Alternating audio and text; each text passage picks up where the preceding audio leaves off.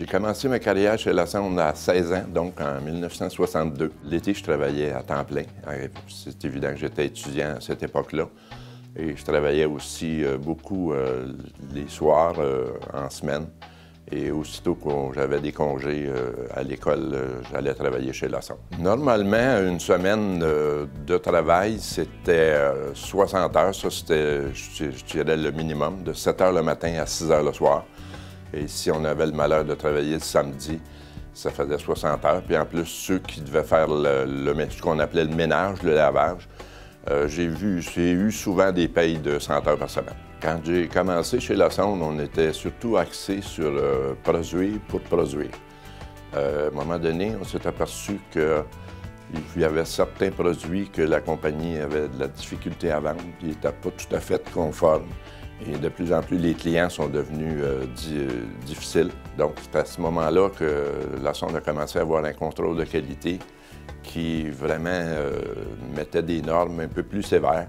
Plus que le temps avance, plus que ça change vite. Moi, j'ai connu le travail complètement manuel, aucun contrôleur. L'exemple, les pasteurisations du jus, c'était manuellement. C'était l'opérateur qui devait ajuster son entrée de vapeur pour avoir la bonne température du jus.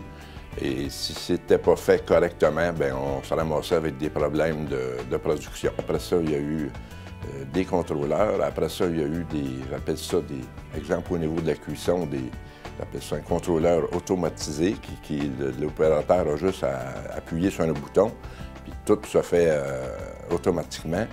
Puis s'il y a quelque chose qui ne fonctionne pas, bien, le produit ne sort pas. Donc, c'est beaucoup plus efficace et sécuritaire qu'avant. Quand j'ai été engagé comme directeur d'usine, la tâche était très variée. J'étais responsable de l'embauche. C'est moi qui rencontrais les employés qui se présentaient. Les questionnaires étaient très simples, mais souvent, on faisait un bon triage juste à l'entrevue.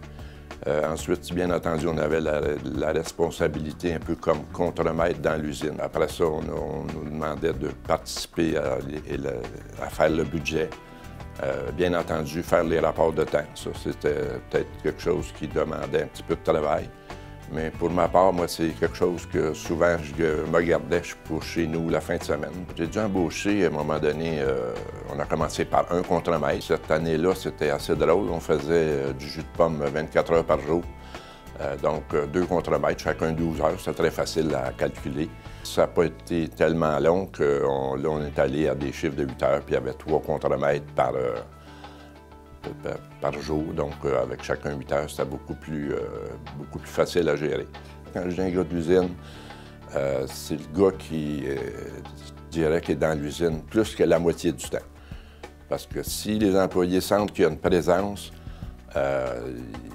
ils se sentent plus surveillés, sont beaucoup plus efficaces. Souvent, un gars d'usine, dans ma tête à moi, c'est quelqu'un qui doit savoir quasiment la totalité des emplois, exemple. Si une machine est assez complexe, peut-être pas l'opérer à 100 %, mais avoir une bonne idée de son fonctionnement.